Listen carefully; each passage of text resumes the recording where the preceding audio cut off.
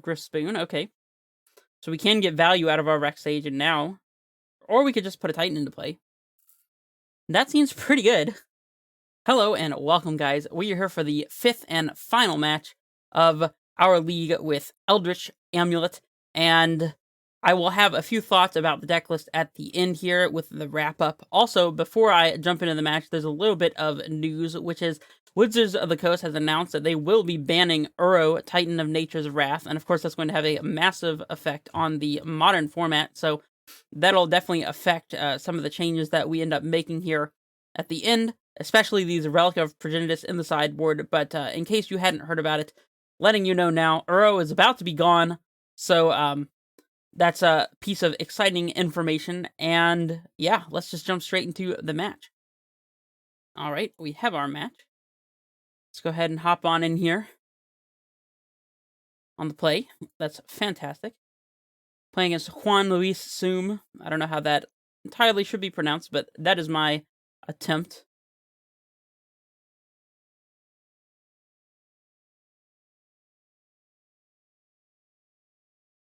I assume our opponent has a companion to reveal here or something. They could have a ley line for turn 1 here, or turn 0, I guess, for them. That would be interesting as well. Although they didn't have their hand in their hand, so I guess probably not. And this hand is lacking a little bit on lands, but it does play a turn 1 Amulet and a turn 2 Dryad with bounce land available to potentially cast a Titan, so I think we do keep it. If we find a land off the top, then we'll be in pretty good shape. And we can even play Golos on turn 3 if we don't find that land, so that we have something to do before we get to this Primeval Titan, of course. So that's some good news. Just get this Amulet into play and pass it back.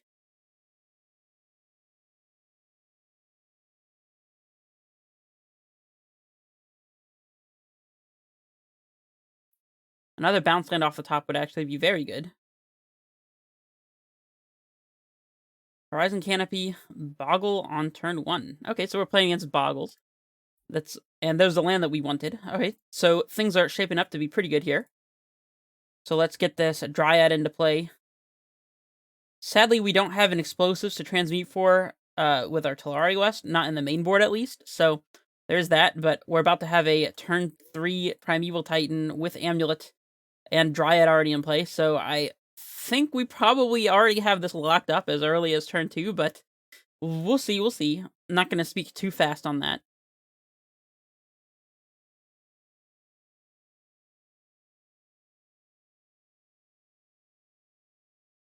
I think we can even manage to play a Golos after we get our Titan into play and attack.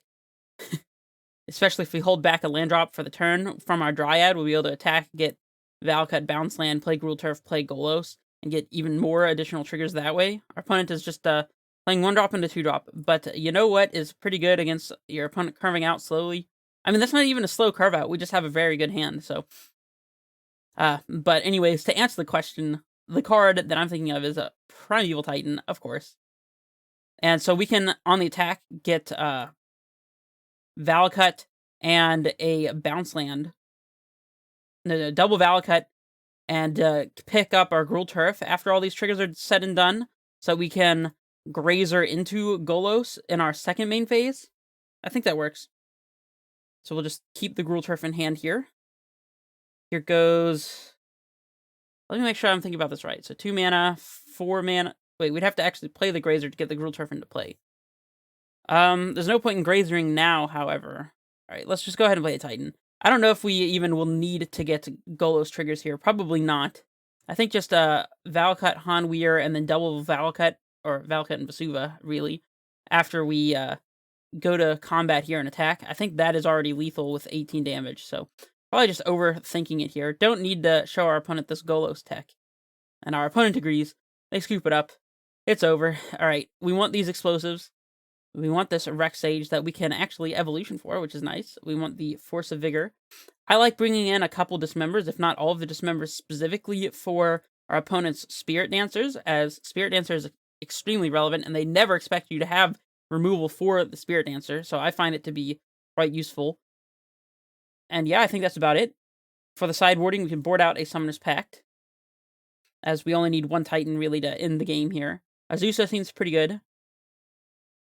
Grazer can trump block, but it's like not the best. Tribe Scout's way better as our opponent has no removal for it, so I think it's okay to board out a couple of Grazers. The Bog and the Cavern are both irrelevant. What else? Fierce Empath is a little slow. 2 more cards, huh? I guess just a second Summoner's Pact, and maybe we only bring in 2 of the Dismembers and board 1 Dismember out here. Don't want dead Dismembers stuck in hand, but they are good against Spirit Dancer, so I'm gonna run it like this.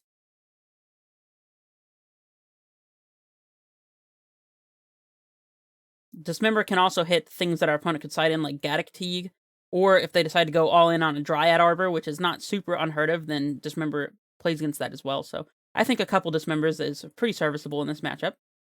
I will definitely keep this hand. Plenty of interaction.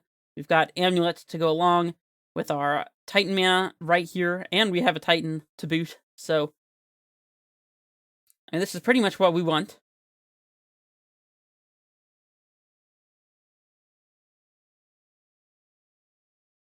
Too bad we can't play Amulet on 1 here. A basic Forest off the top would be quite good for this hand. That way we can play turn 1 Amulet, turn 2 Rex Sage, blow up an Aura if we decide to. Something like an Ethereal Armor would be an ideal target. And then turn 3 we can Explosives on 1 and blow it up. Or perhaps if we have something to ramp with, maybe even cast Titan. So turn 1 Boggle. Seems good, seems good. Do you guys pronounce it Bogle? I've heard both pronunciations, and I think both are probably correct.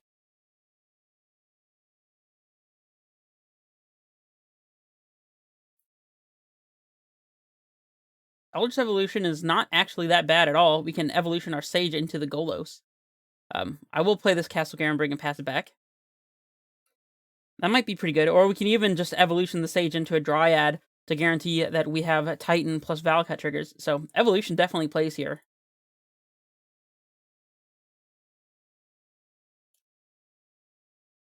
Ooh, they have a Pathway land. That's pretty cool.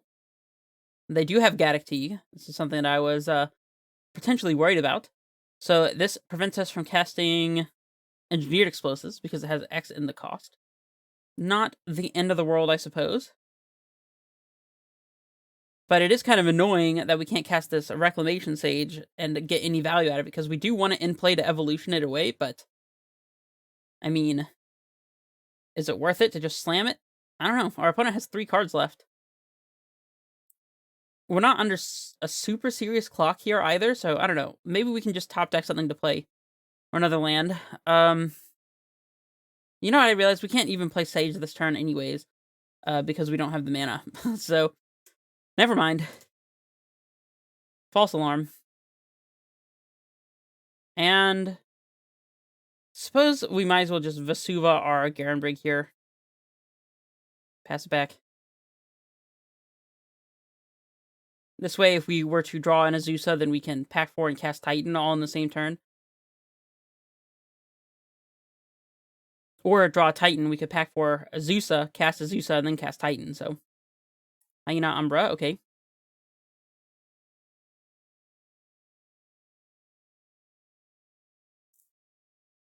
Griff Spoon, okay. So we can get value out of our Rex Sage, and now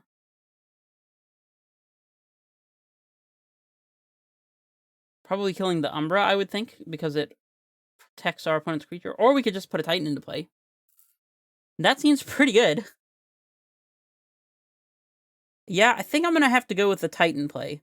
Let's see, we play Growth Chamber for turn, play Azusa, get 2 more lands, play Growth Chamber twice more, activate Garenbrig. Yeah, we're good to go.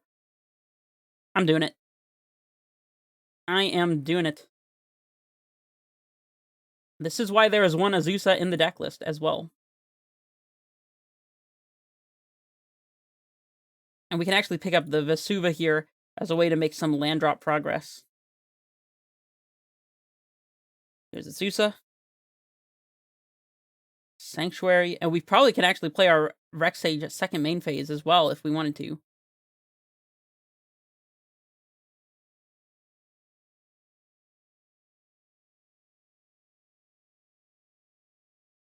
activate here, pick up our Garenbrig, play Primeval Titan.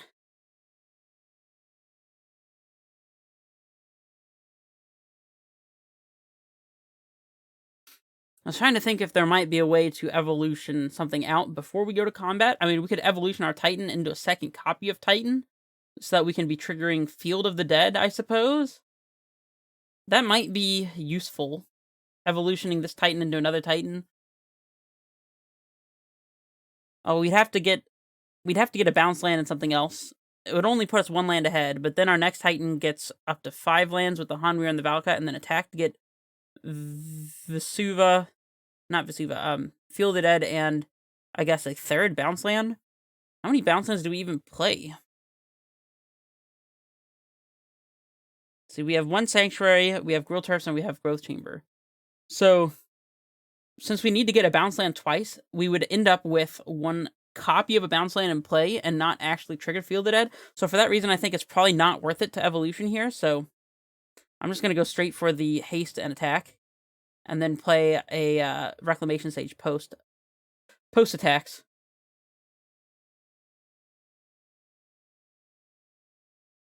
Yep. Not playing around our opponent having something like a Blood Moon. So let's pick up a Gruul Turf, and I suppose Tolaria West makes some sense. We could get Field of the Dead now as well. I don't think it really makes a huge difference what we do immediately. We already have a Valakut in place, so I don't think we need to get another Valakut to set up for Dryad. I think just Tolaria West makes a lot of sense, so.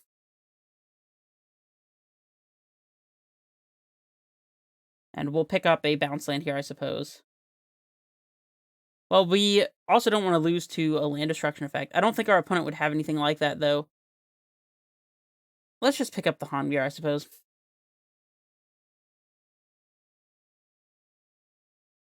And I think it makes sense to hit the Griff Spoon here over the Umbra, as we just want to be able to block this thing, so. Sure, they can get back the Griff Spoon from the graveyard eventually, but they're going to be dead a lot sooner than that, so. This seems fine, and we'll pass it back.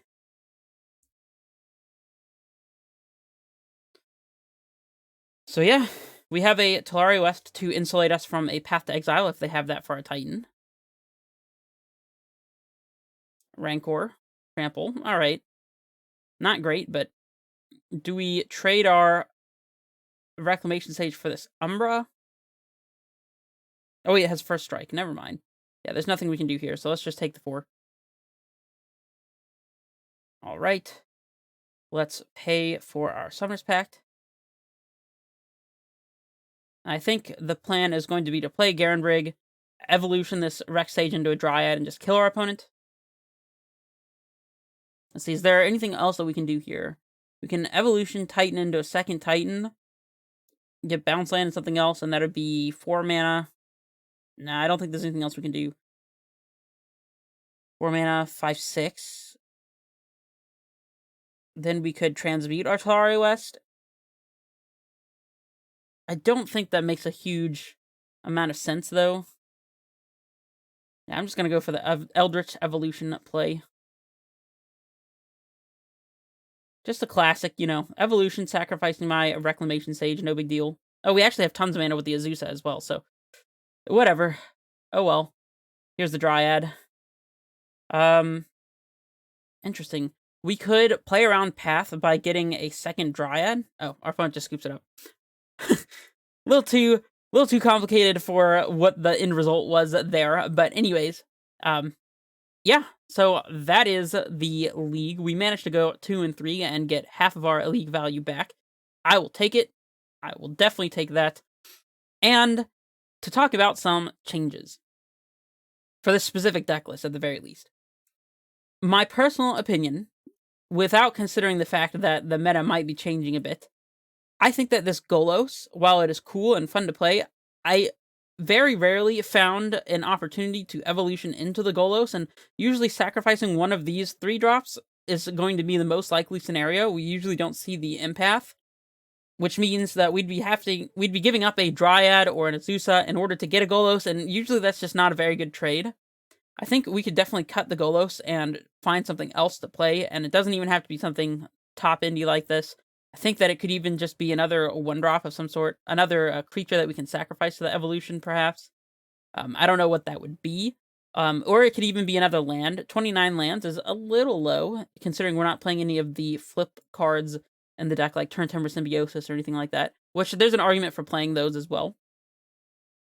So we would have one additional slot to work with in the main board, and I think that would be helpful. I also think that from the sideboard, we have a lot of room for changes, although, of course, the meta is about to change with the Uro banning, so I don't know how relevant it will be anymore, but I think that this list is particularly weak to the control and mid-range decks of the world, things trying to remove our creatures. Well, against those decks, we want to be able to side out our Eldritch Evolutions for sure, and generally, we want to be siding out all of the Grazers as well, if not some of the Tribe Scouts, because some of these decks also run Wrenn and 6. That is a lot of cards to potentially side out, not even looking at lands that might be dead, for example, the Cavernous Souls and the mid-range matchups. That's a lot of cards, and currently, we have, what, Relic of Progenitus, Chameleon Colossus, as cards we want to bring in for those matchups. That's just not enough. It just isn't enough, and we end up having to keep some of these unfortunate cards in our main board that all, like, for example, Evolution relies on us keeping a Grazer or Tribe Scout in play, which is not that super common. I guess it's a little easier with Grazer because most people won't kill it, but especially in the red aggro matchups, you're not going to have a Grazer in play. They'll probably just bolt it, especially if they know you're playing Eldritch Evolution. So I feel like some additional concessions could be made for those matches in the sideboard. I feel like the Obstinate Baloth is probably one of our weakest cards, and additionally, I'm not really seeing the utility of the Aven Mind Sensor. I think it's a little too cute. I think trimming those two and getting a couple copies of, like, Veil of Summer or something. My immediate first inclination is to get a couple copies of Veil of Summer in the sideboard, as this helps overlap those black mid-rangey decks and the control decks that we can play around Counter Magic with Veil. I actually would like an additional slot, because now we are only up to 6 cards. That said, we might end up cutting Relic of Progenitus as well, since these are mainly to deal with Uro and Mystic Sanctuary, and the lack of Uro, I feel like we can outpace Mystic Sanctuary potentially with just a single Bajuka Bog trigger, or even like a Ghost Quarter, which we might end up incorporating back into the main board at 60, or the 75 at the very least, depending on how the meta changes up. So maybe Relic of Progenitus will not even be in the sideboard moving forward. We will see on that one. But I definitely feel like these Veil Summers would help. I also think that we could potentially even trim the Eidolon, considering that going forward, we're most likely not going to be facing these Tybalt's Trickery, Valky nonsense decks. Not that Eidolon is particularly good against the Valky decks anyways, but I expect a rules change or something like that to be incoming here. And although that is the reason for having included Eldritch Evolution in the deck in the first place, I actually think that Evolution performs extremely well as Dryads number 5 through 8, surprisingly. And also, it allows us, we never actually went into any of these lines, but it does sometimes present a line where you can sacrifice a Titan to Eldritch Evolution to get a second Titan in order to set up kills with Valakut that you would otherwise not be able to set up. That does come up on occasion. I don't know, though. Let me know what you think. Let me know if there are any bullets for Eldritch Evolution that you would include in the sideboard. I think maybe the Eidolon of Rhetoric could stay so that we have a plan against the Storm matchup, for example. That makes sense to me. Also, it being able to fetch Reclamation Sage and giving us virtually 5 copies of Reclamation Sage in the main that we don't have to pay 4 mana for the turn after. That is quite powerful, I must say. In fact, we could actually be potentially switching this Reclamation Sage out for a Knight of Autumn. This card right here, Knight of Autumn, a 3-mana 2/1. When it enters the battlefield, either put 2 counters on it, destroy target artifact or enchantment like Reclamation Sage, or gain 4 life. This one will help us with that overlap. Since we did cut the Baloth, this gives us something we can search for against burn if we need a little bit of life buffer, as well as a 2/1 blocker. It can serve as a threat as a 4/3 creature, but generally it's going to be the utility of being able to gain some life or destroy an artifact or enchantment. Probably is a little bit stronger than Reclamation Sage, especially since we're splashing the Temple Garden in the main board here with these Windswept Heaths anyways. So, yeah, I can see that as well. Anyways, let me know what you think about the deck list, what changes you would make, and what you think the strengths and weaknesses of this deck list are. And I hope that you enjoyed it. I certainly did. Regardless of the record, I feel like we learned quite a bit and gained some valuable experience. And if you agree with that sentiment, then go ahead and leave a like, comment, subscribe, all that good stuff that all of you YouTube people already know how to do. I'm sure of it. You've probably been told a billion times. And for that reason, I'm going to stop telling you again. This is Redface Menace, signing off.